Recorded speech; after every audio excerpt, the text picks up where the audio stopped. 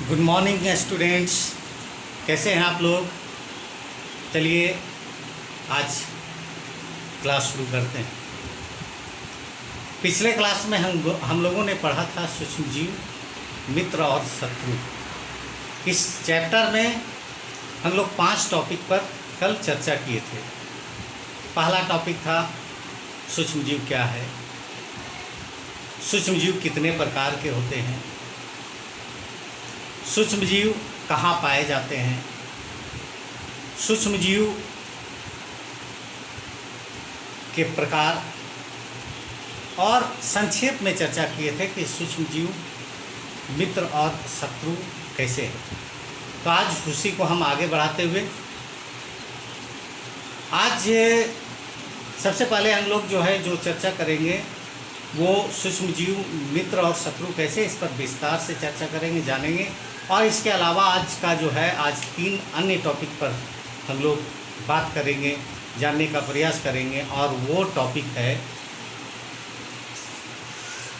पहला जैसा बताए कि सूक्ष्मजीव, मित्र एवं शत्रु कैसे।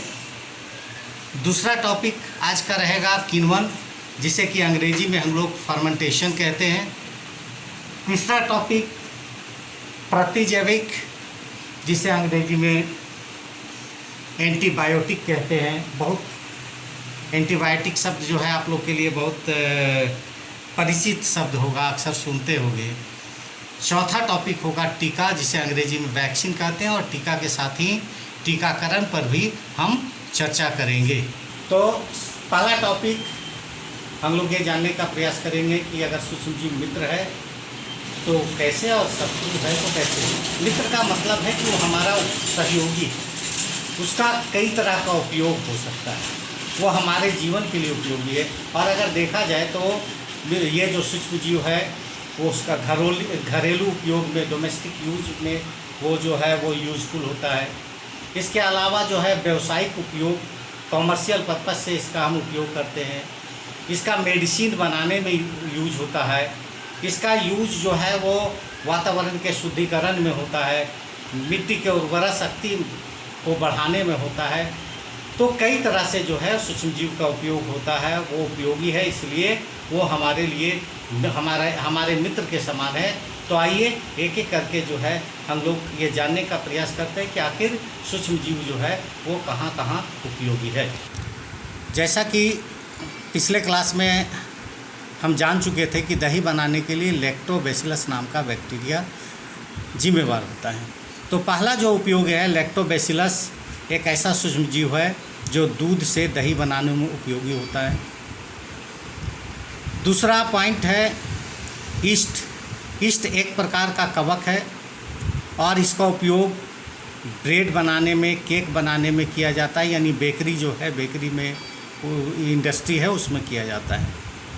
ईस्ट का उपयोग एल्कोहल बनाने में होता है, शराब निर्माण में होता है, और इसके साथ साथ इसका उपयोग वो एसिटिक एसिड बनाने में भी होता है। एक सूक्ष्मजीव होता है राइजोबियम। एक सूक्ष्मजीव राइजोबियम होता है। ये सूक्ष्मजीव एक जो फलीदार पौधे हैं उनके जड़ों के गांठ में पाया जाता है, और ये राइजोबियम नाम का बैक्टीरिया वायुमंडलीय नाइट्रोजन के स्थिरीकरण में सहायक होता है। सूक्ष्मजीव कार्बनिक पदार्थ, जो कार्बनिक अवशिष्ट है, जैसे सब्जियों के छिलके, मृत जंतुओं के अवशेष आदि के अपघटन में सूक्ष्मजीव बहुत सहायक होता है। सूक्ष्मजीव का उपयोग औषधि उत्पादन में, कृषि में मिट्टी की उर्वरा शक्ति को बढ़ाने में किया जाता है। जीवाणुओं का उपयोग करके ही एंटीबायोटिक यानी प्रतिजैविक बनाया जाता है, और कई तरह की दवाइयाँ भी वो जीवाणुओं के उपयोग करके बनाई जाती है। स्ट्रेप्टोमाइसिन, टेट्रासाइक्लिन और एरिथ्रोमाइसिन सामान्य रूप से उपयोग की जाने वाली प्रतिजैविक है, जिन्हें कवक एवं जीवाणु से उत्पादित किया जाता है। पेनिसिलियम नामक फफूंद यानी कवक से पेनिसिलिन नामक एंटीबायोटिक बनाई जाती है। पशु आहार एवं कुक्कुट आहार। कुक्कुट आहार का मतलब होता है पोल्ट्री, जैसे मुर्गी पालन सब जो होता है उसके लिए कुक्कुट आहार में भी प्रतिजैविक मिलाए जाते हैं, जिसका उपयोग पशुओं में सूक्ष्मजीवों के संचरण रोकने के लिए होता है। प्रतिजैविक का उपयोग कुछ पौधे के रोग नियंत्रण के लिए भी किया जाता है। वैक्सीन के माध्यम से कुछ सूक्ष्मजीवों को शरीर में प्रतिरक्षा तंत्र को मजबूत बनाने के लिए किया जाता है, जिससे पोलियो, क्षय रोग, चेचक तथा हेपेटाइटिस आदि का वैक्सीन बनाया जाता है। इस प्रकार अभी हम लोग देखें कि सूक्ष्मजीव उपयोगी है हमारे लिए। अभी इसी टॉपिक में सब टॉपिक हम लोग 2 मुख्य सब टॉपिक पर चर्चा करेंगे, और उसमें पहला सब टॉपिक है किण्वन, जिसे कि फर्मेंटेशन कहते हैं। बच्चों, अभी गर्मी का मौसम है और हम लोग ये देखते हैं कि दूध को अगर बिना उबाले हुए या सुबह उबालने के बाद छोड़ दिया जाए, उबाला नहीं जाए, तो शाम तक दूध फट जाता है। दाल या सब्जियां को छोड़ दिया जाता है तो वो खराब हो जाती है, या फिर आटा को गूंथ कर छोड़ दिया जाए कुछ घंटों तक तो वो धीरे धीरे जो है वो खराब हो जाता है। तो आखिर ये क्यों होता है? ये सभी फर्मेंटेशन के कारण होता है। फर्मेंटेशन उपयोगी भी है क्योंकि इससे कई चीज़ बनते हैं। फर्मेंटेशन के कारण ब्रेड, फर्मेंटेशन के कारण इडली, फर्मेंटेशन के कारण केक, फर्मेंटेशन के कारण और कई चीज़ बनते हैं। अल्कोहल का उत्पादन होता है, एसिटिक एसिड बनते हैं, शराब भी जो है फर्मेंटेशन के कारण होता है। और ये सभी फर्मेंटेशन यानी किण्वन, तो किण्वन के बारे में पहले हम लोग ये जानेंगे कि आखिर किण्वन है क्या। तो किण्वन एक जैव रासायनिक अभिक्रिया है। जैव रासायनिक अभिक्रिया कहने का मतलब ये है कि जैव रासायनिक 2 शब्द से बना जैव और रासायनिक। जैव का मतलब वो लिविंग थिंग्स यानी कोई ऑर्गेनिज्म, कोई जीवित प्राणी, और रासायनिक यानी जब जीवित प्राणी के कारण रासायनिक अभिक्रिया होती है तो उसको हम जैव रासायनिक अभिक्रिया कहते हैं। तो किण्वन एक जैव रासायनिक अभिक्रिया है जिसमें जटिल कार्बनिक यौगिक सूक्ष्मजीवों की सहायता से सरल कार्बनिक यौगिक में कन्वर्ट होता है, बदलता है। तो इस क्रिया को हम लोग जो है वो फर्मेंटेशन कहते हैं। तो आइए एक बार हम लोग इसके परिभाषा पर नज़र डाल लें। तो किण्वन एक जैव रासायनिक क्रिया है जिसमें जटिल कार्बनिक यौगिक सूक्ष्मजीवों की सहायता से सरल कार्बनिक यौगिक में विघटित होते हैं यानी टूटते हैं। किण्वन अभिक्रिया में ऑक्सीजन की आवश्यकता नहीं होती है, यानी यहाँ पर जो अभिक्रिया होगी उस अभिक्रिया में ऑक्सीजन नहीं होता है। और इसका उपयोग अल्कोहल, शराब, एसिटिक अम्ल आदि बनाने में होता है। और किण्वन प्रक्रिया की खोज सबसे पहले 1857 ईस्वी में लुईस पाश्चर ने किया था, और ये किण्वन जो है हमारे दैनिक जीवन के लिए काफ़ी उपयोगी है। आज का सब टॉपिक प्रतिजैविक, जिसे कि एंटीबायोटिक कहते हैं। ये काफ़ी सुना हुआ नाम सा लगता है क्योंकि आजकल जब कोई बीमार होता है और डॉक्टर्स के पास जाते हैं तो डॉक्टर जो है वो कहते हैं कि एंटीबायोटिक चलाना पड़ेगा या एंटीबायोटिक लेना पड़ेगा। तो सबसे पहले जानना पड़ेगा ये एंटीबायोटिक है क्या। तो एंटीबायोटिक जो है एक प्रकार का औषधि है, एक प्रकार का दवा है, एक प्रकार का रसायन है जो कि सूक्ष्मजीवों मुक्ता कवक से या जीवाणु से ये प्राप्त किया जाता है। और ये सूक्ष्मजीवों का औषधि के रूप में उपयोग या प्रतिजैविक के रूप में उपयोग सबसे पहले 1929 ईस्वी में अलेक्जेंडर फ्लेमिंग साहब ने किया था। उन्होंने पहली बार पेनिसिलिन बनाया। तो पेनिसिलिन वो पहला एंटीबायोटिक था जिसको बनाया गया अलेक्जेंडर फ्लेमिंग द्वारा। और ये क्वेश्चन अक्सर आता है परीक्षा में कि पहला एंटीबायोटिक कौन है जो बनाया गया, या फिर पेनिसिलिन जो है किसने बनाया। तो ये जो एंटीबायोटिक्स हैं, ये एंटीबायोटिक्स जो सूक्ष्मजीव से प्राप्त किए जाते हैं, इसका मुख्य काम होता है कि जो सूक्ष्मजीवों के कारण होने वाले रोग को रोगाणु को जो नष्ट करना या फिर उसके जो कारक है, रोगाणु के कारक या जो सूक्ष्म जीव जिनके कारण बीमारियां होती है उनको, उनके वृद्धि को रोकना है। लेकिन इसमें एक चीज़ ध्यान ये जानना ज़रूरी है कि ये जो एंटीबायोटिक या प्रतिजैविक है ये विषाणु से होने वाले रोगों के लिए कारगर नहीं होता है। ये जो है वो विषाणु से जो रोग होते हैं उसमें जो है ये एंटीबायोटिक ज़्यादा कारगर नहीं होता है। तो आइए हम लोग सबसे पहले जो है एंटीबायोटिक जो है, इस एंटीबायोटिक के परिभाषा और इससे संबंधित कुछ जानकारी जो है वो प्राप्त करें। तो एंटीबायोटिक यानी कि जिस रसायन या औषधि का उपयोग बीमारी पैदा करने वाले सूक्ष्म जीवों को नष्ट करने या उसकी वृद्धि को रोकने में होता है उसे प्रतिजैविक कहते हैं। 1929 ईस्वी में अलेक्जेंडर फ्लेमिंग ने कवक से पहला प्रतिजैविक पेनिसिलिन बनाया था।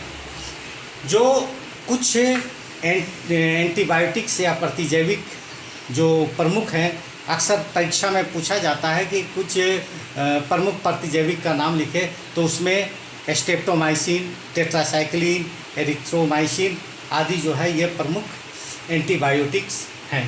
प्रकार हम लोग एंटीबायोटिक देखें तो एंटीबायोटिक का मतलब ये नहीं है कि हम बीमार पड़े और एंटीबायोटिक ले लें, क्योंकि एंटीबायोटिक के प्रयोग में बहुत सारी सावधानियां भी बरतनी चाहिए। तो किसी भी एंटीबायोटिक यानी प्रतिजैविक के प्रयोग करने के समय हम लोग को किन किन बातों पर ध्यान रखना चाहिए, आइए पहले उसकी जानकारी हम लेते हैं कि प्रतिजैविक लेते समय क्या क्या सावधानियां हमें रखनी चाहिए। तो सबसे पहले ये है कि कोई भी एंटीबायोटिक या प्रतिजैविक दवाइयाँ हम अपने मन से नहीं लें, बल्कि डॉक्टर की सलाह के बिना जो है, डॉक्टर की सलाह पर लेना चाहिए। डॉक्टर से की सलाह के बिना कोई एंटीबायोटिक हमें नहीं लेना चाहिए, और नहीं तो वो फ़ायदा की जगह नुकसान कर सकता है। दूसरा जो सबसे महत्वपूर्ण चीज़ है कि ये जो प्रतिजैविक दवाइयाँ हैं या एंटीबायोटिक्स है, इनका कोर्स पूरा कोर्स खाना चाहिए। ऐसा नहीं कि अगर मान लिया हम एंटीबायोटिक 5 दिन का डोज है और हम 2 दिन में मेरा तबीयत ठीक हो गया और हम 2 दिन के बाद कहेंगे अरे तबीयत तो ठीक हो गया, अब खाने की कोई ज़रूरत नहीं। तो ये गलती नहीं करनी चाहिए, क्योंकि इनका एक पूरा कोर्स होता है। अगर मान लिया जाए कि हम कोर्स पूरा नहीं करते हैं, वो जितना दिन का कोर्स रहता है इस एंटीबायोटिक का जो डोज है, तो अगर नहीं करते हैं, छोड़ देते हैं, तो अगली बार जब एंटीबायोटिक्स जब हम लेंगे, प्रतिजैविक लेंगे, तो वो उतना इफ़ेक्टिव नहीं होगा। तीसरा कि जब भी प्रतिजैविक जो है वो तभी लेना चाहिए जब आवश्यक हो। ऐसा नहीं कि हल्का फुल्का माथा दर्द कर रहा है, हल्का फुल्का बुखार हुआ और हम एंटीबायोटिक खा लें, तो इससे भी बचना चाहिए। तीसरा जो है वो अनावश्यक रूप से, अब ऐसा नहीं कि एंटीबायोटिक से फ़ायदा है, प्रतिजैविक से फ़ायदा है तो तबीयत ख़राब नहीं है तो भी हम ले लें, ऐसा ये नहीं करना चाहिए। इसीलिए अनावश्यक रूप से प्रतिजैविक दवा लेने से शरीर के लाभकारी जीवाणु जो है वो नष्ट हो जाते हैं, इसलिए बचना चाहिए। और जो सबसे महत्वपूर्ण चीज़ है, अक्सर जो है आप डॉक्टर के पास जाते होंगे तो डॉक्टर का ये सलाह होता है कि आप एंटीबायोटिक ले रहे हैं, इसीलिए पानी अधिक मात्रा में पीजिए। और एंटीबायोटिक दवा लेने के समय ये बहुत ज़रूरी है कि समय पर दवा लें और उसके साथ साथ पानी भी जो है अधिक मात्रा में पिए। आज का जो लास्ट टॉपिक है वो है टीका और टीकाकरण। ये भी शब्द हम लोग अक्सर सुनते हैं, और टीकाकरण के लिए स्कूलों में भी जो है जानकारी दी जाती है, स्कूल में भी वैक्सीनेशन होता है, कई बार हम लोग देखते हैं। तो टीका क्या है? तो टीका जो है वो सूक्ष्म जीव से प्राप्त होने वाला वो औषधि जो कि कई बीमारियों से हमें बचाता है। हम जब उस टीका को लेते हैं तो शरीर में जो है प्रतिरक्षी उत्पन्न करते हैं, शरीर के अंदर एंटीबॉडीज़ जो है वो बनता है, और वो एंटीबॉडीज़ जो है वो जो जीवाणु रोगकारक जीवाणु होता है या सूक्ष्म जीव होता है, वो जब शरीर के अंदर आता है तो उससे फाइट करता है, उससे हमारी रक्षा करता है।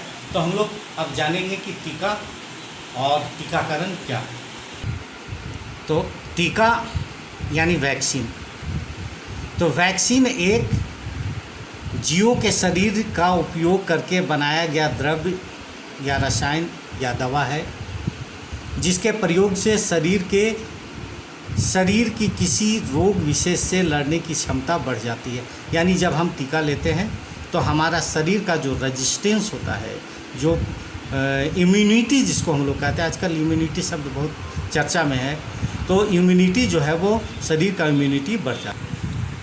अगर दूसरे शब्दों में हम ये कहें कि किसी बीमारी के विरुद्ध प्रतिरोधात्मक क्षमता, जिसे इम्यूनिटी कहते हैं, विकसित करने के लिए जो दवा खिलाई या पिलाई जाती है या किसी अन्य रूप में दी जाती है, उसे हम टीका कहते हैं, यानी वैक्सीन कहते हैं। और ये क्रिया जो है वो टीकाकरण यानी वैक्सीनेशन कहलाती है। संक्रामक रोगों के रोकथाम के लिए टीकाकरण सबसे प्रभावी, सर्वाधिक प्रभावी और सबसे सरल विधि मानी जाती है। टीके एंटीजेनिक पदार्थ होते हैं। टीके के रूप में दी जाने वाली दवा या तो रोग कारक जीवाणु या विषाणु की जीवित किंतु छिन्न मात्रा होती है, या फिर इनको मारकर या अप्रभावी कर, या फिर कोई शुद्ध किया गया पदार्थ है, पदार्थ जैसे प्रोटीन आदि हो सकता है। सबसे पहले चेचक का टीका बना था। इस बारे में संशय है कि ये भारत में बना या चीन में, लेकिन ये कहा जाता है, ये माना जाता है कि पहला टीका जो है वो 200 ईस्वी पूर्व में बनाया गया था। और यहाँ पर एक जानकारी और ज़रूरी है कि चेचक का टीका जो है बना था, चेचक का टीका एडवर्ड जेनर ने बनाया था। अब हम लोग बात करते हैं टीकाकरण। अस्पतालों और स्वास्थ्य उपकेंद्रों में भारत में के सभी जगह, सभी स्थानों पर टीकाकरण नियमित रूप से चलाया जाता है। भारत में ऐसे 6 गंभीर संक्रामक रोग हैं जो दिन प्रतिदिन हजारों बच्चों की जान लेते हैं या उन्हें अपंग बनाते हैं। और ये रोग हैं खसरा, टेटनस, पोलियो, क्षय रोग, गलघोटू जिसको डिप्थीरिया कहते हैं, काली खांसी और हेपेटाइटिस बी। इसके अतिरिक्त गर्भवती महिलाओं को टिटनेस का टीका लगाकर उन्हें और उनके नवजात शिशुओं को टिटनेस से बचाया जाता है। अब हम लोग जानेंगे कि टीका कैसे दिए जाते हैं। तो जैसा हम लोग जानते हैं कि पोलियो का जो खुराक होता है, पोलियो का टीका होता है, वो पोलियो का टीका ओरल होता है, यानी मुंह में दिया जाता है। और कुछ टीके ऐसे होते हैं जो इंजेक्शन के माध्यम से, सुई के माध्यम से शरीर में दिए जाते हैं। अब इसके बाद हम लोग ये जानने का प्रयास करेंगे कि जो बच्चा जब जन्म लेता है तो उस बच्चा के जन्म लेने के बाद उसे कब और कौन कौन सा टीका दिया जाना चाहिए, और ये उसके लिए ज़रूरी है। बच्चे के जन्म के बाद सबसे पहले बच्चे को BCG का टीका, हेपेटाइटिस बी का प्रथम टीका, DPT का टीका और पोलियो की प्रथम खुराक दी जाती है। 21 दिन से 2 माह के बीच DPT का दूसरा टीका, हेपेटाइटिस बी का दूसरा टीका और पोलियो की दूसरी खुराक दी जाती है। 3 माह के अंदर जो तीसरा टीका होता है वो DPT का तीसरा टीका, हेपेटाइटिस बी का तीसरा टीका और पोलियो की तीसरी खुराक। इसके बाद बच्चे को 9 माह से 12 माह यानी 1 साल के बीच में खसरे का टीका दिया जाता है, DPT का बूस्टर टीका दिया जाता है, पोलियो का बूस्टर टीका दिया जाता है। 5 वर्ष से 6 वर्ष की आयु पर DPT का टीका, 10 से 16 वर्ष की आयु पर TT का टीका दिया जाता है। और ये सभी टीका सभी अस्पतालों और स्वास्थ्य उपकेंद्रों में दिया जाता है। यहाँ पर ये याद रखना ज़रूरी है कि बच्चों में BCG का टीका, DPT के टीके के 3 खुराक, पोलियो की 3 खुराक और खसरे के टीका 1 वर्ष से पहले अनिवार्य रूप से लगा लेना चाहिए। दूसरी बात जो याद रखना ज़रूरी है कि यदि कोई टीका छूट जाता है तो जैसे ही याद या भूल जाते हैं हम, अगर तो जैसे ही याद आता है वो हेल्थ वर्कर जो है या डॉक्टर से संपर्क करके उस टीके को जो है वो लगा लेना ज़रूरी होता है। तीसरा जो चीज़ याद रखना ज़रूरी है कि टीके वही स्थिति में इफ़ेक्टिव होंगे, असरदार होंगे जब उस टीके का पूरा कोर्स बच्चे को दिया जाए और सही उम्र में वो बच्चे को दिया जाए। मामूली खांसी, सर्दी, दस्त, बुखार की स्थिति में भी ये टीके लगवाना सुरक्षित है, यानी इसमें जो है किसी भी तरह का जो है वो संकोच नहीं करना चाहिए, क्योंकि ये बच्चे के लिए बहुत ज़रूरी है। इस तरह से आज हम लोग 4 टॉपिक पर चर्चा किए और इस चैप्टर में कुछ टॉपिक अभी बचा हुआ है जिसे अगले क्लास में ये चैप्टर को कंक्लूड करेंगे।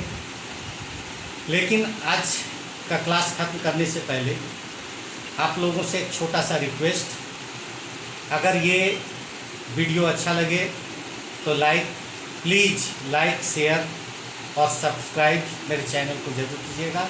Thank you.